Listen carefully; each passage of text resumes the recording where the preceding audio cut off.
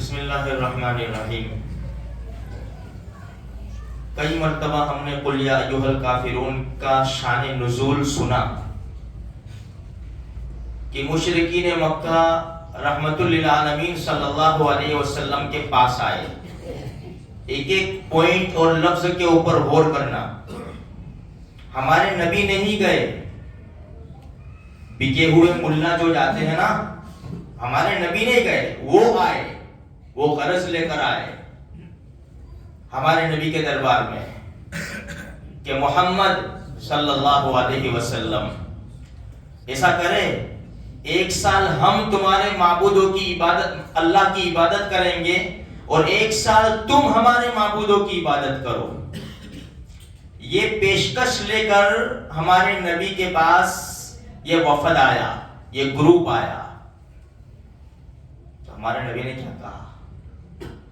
کیا کہا؟ ابھی جیسا ایسا کہا, دیے جلاؤ, ہاں جلائیں گے صاحب. تورن لگاؤ, ہاں لگائیں گے. روشنی کرو, ہاں کریں گے. دیں گے کیا دیں گے؟ کرسی دیں گے, عہدہ دیں گے, مال و دولت دیں گے. کتنا دیں گے؟ اتنا چلے گا 500 تقسیم کر دیں گے, باقی ہزاروں تو ہمارے ہی نا. پورے محلے کو کفر شرک میں ڈال دیا. کرو. مساجد جیسی جگہوں پر اور جہاں اللہ کے اولیاء ولی سوئے ہوئے ہیں, وہاں سے یہ میسج اگر جاتا ہو, اس سے زیادہ مسلمانوں کے لیے شرم کی بات کون سی ہے میرے بھائی؟ ہم کس کو روئیں گے؟ کس کے سامنے جا کر کہیں گے؟ قصور تو ہمارا ہے. مجرم تو ہمیں, جاؤ مکہ کی تاریخ اٹھاؤ, بلال حبشی کو تڑپایا جا رہا ہے. بول, چھوڑ دے ساتھ تیرے نبی کا. یہ کبھی بھی نہیں ہو سکتا. جسم سے جان جا سکتی ہے لیکن نبی کا ساتھ کبھی نہیں چھوڑ سکتا. احد اللہ ایک ہے. حضرت عمار کو پوچھو, چلو وہ تو 1400 سال ہو گئے میرے بھائیوں, 1400 سال ہو گئے. ہم اپنی سکی آنکھوں سے جیتی جاگتی مثالیں فلسطین کے اندر دیکھ رہے ہیں, روزانہ 24 گھنٹے دیکھ رہے ہیں. کیا ان کے سینوں میں دل نہیں ہے؟ ان کے بچے نہیں ہیں, ان کی بیویاں نہیں ہیں, ان کے کاروبار نہیں ہیں؟ کیا ان کو زندگی پیاری نہیں ہے؟ کیا ان کی امیدیں اور خواہشات نہیں ہیں؟ لیکن دنیا کی طاقت ان کو ہلا نہیں سکی. کیوں؟ جب اللہ کے گھر کے لیے ڈٹ گئے تو پھر متی نصر اللہ, اللہ کی مدد کہاں ہے؟ الا ان نصر اللہ قریب. خبردار ہو جاؤ, سن لو, بس اللہ کی مدد بالکل قریب ہے. اور آئی دنیا کی طاقت دیکھے گی. ساری دنیا کی طاقت نے, سپر پاور نے گھٹنے ٹیک دیے, مجبور ہو گئے وہ گھٹنے ٹیکنے کے اوپر. قربانی مانگتی ہے, یہ قربانی مانگتی ہے میرے بھائیوں. ہم تو کیا قربانی دیں گے؟ ہم تو بچ گئے. ہم ان کے ہو گئے. ارے وہ داڑھی والا ہو, مولوی ہو, جو ان کے بھگوان کا نام لینے کا کہتا ہو, اس کے اوپر اس کے بعد ایمان کہاں سے رہا؟ جو آرتی اتارتا ہو, جو پتھروں کے سامنے پوجا کرتا ہو, وہ پتھر جو ہمارے نبی کو سلام کیا کرتے تھے. جب ہمارے نبی پاس ہوتے تھے, پتھر سلام کیا کرتے تھے ہمارے نبی کو. اللہ کے رسول فرماتے ہیں, میں مکہ میں ایک پتھر کو پہچانتا ہوں, جب بھی اس کے پاس سے جاتا ہوں وہ مجھے سلام پیش کرتا ہے. پتھر جس نبی کی غلامی کرے, اور جو قوم پتھر کو پوجتی ہو اور محمد رسول اللہ صلی اللہ علیہ وسلم کا نام لینے والا پتھر پوجنے والوں کی غلامی کرے, اس سے بڑی شرم کی بات کون سی ہے میرے بھائیوں؟ فلسطین میں جانے دے رہے. میں نے کل کسی جگہ کہا تھا کہ وہاں کالونیاں بن گئی, سوسائٹیاں بن گئی. جنت کے اندر فلسطین والوں کی بڑے بڑے محلات تعمیر ہو گئے. ابھی تو ہم ہاتھ پر ہاتھ دے کر بیٹھے ہوئے ہیں. ابھی ہم کو دنیا سمیٹنی ہے.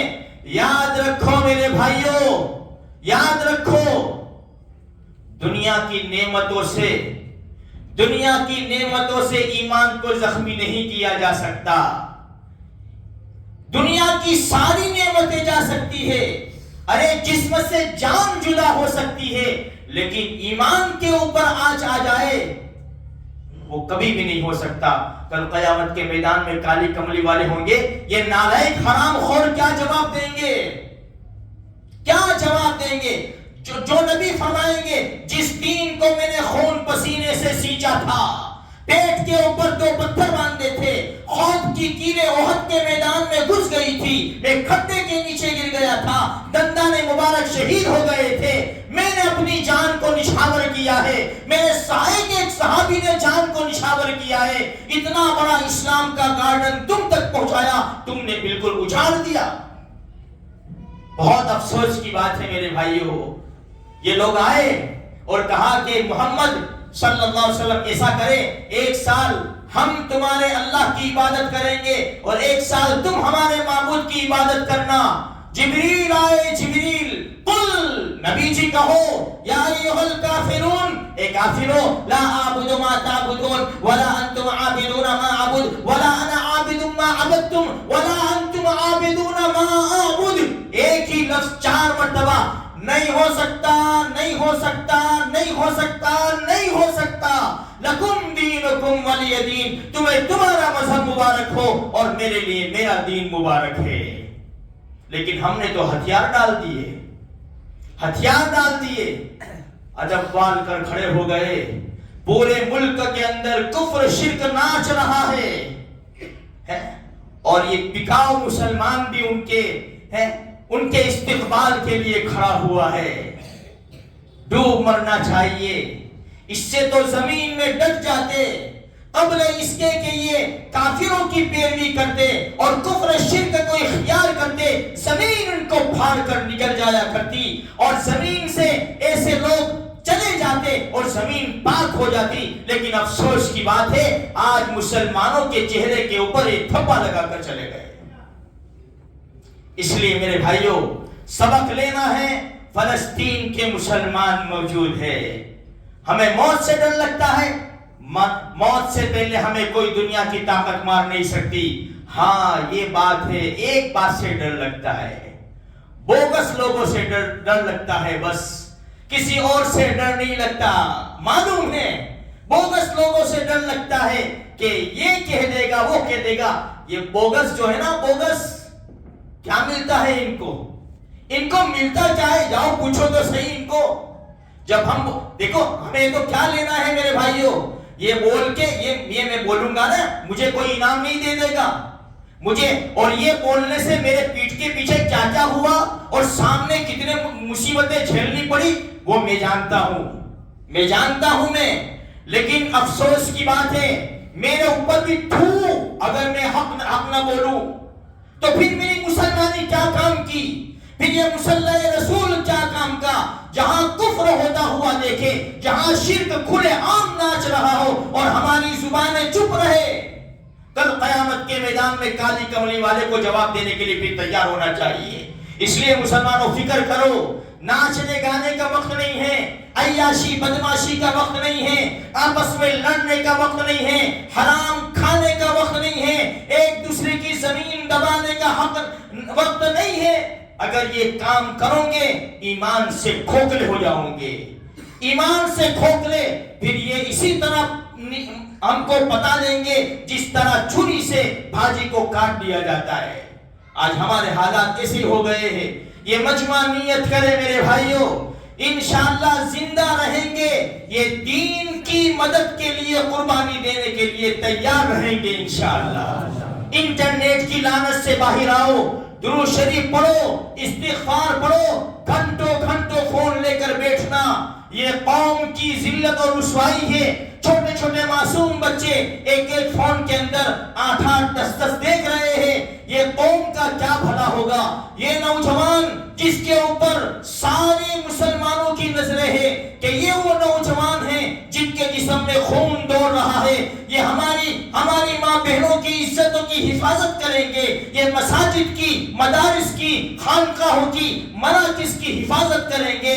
لیکن جب ان کو دیکھا کہ رات کی تنہائی میں کوئی جوئے میں مست ہے، کوئی شراب میں مست ہے، کوئی گانجے افیون میں مست ہے، تو کوئی زنا کے اندر، کوئی وہ ہوٹل کے اندر، کوئی وہ کسی کے مکان کے اندر، وہ کسی کے اپارٹمنٹ کے اندر، میرے بھائیوں کوئی چیٹنگ میں ہے کسی کی ماں بہن سے، جب حرام کام ہوتا رہے گا ایمان اندر سے کھوکھلا ہو جائے گا، اور یہ دشمن گھر میں آ کر گھس کر ہمیں مار کے چلے جائیں گے، ہماری ماں بہنوں کی عزت پامال کر کے چلے جائیں گے۔ میرے الفاظ یاد رکھنا، حالات بڑے سنگین ہیں، آنے والا وقت بڑا خطرناک ہے، نہ سمجھوں گے نہ سنبھلوں گے، مٹ جاؤں گے ہند کے مسلمانوں، تمہاری داستان تک نہ ہوگی داستانوں میں۔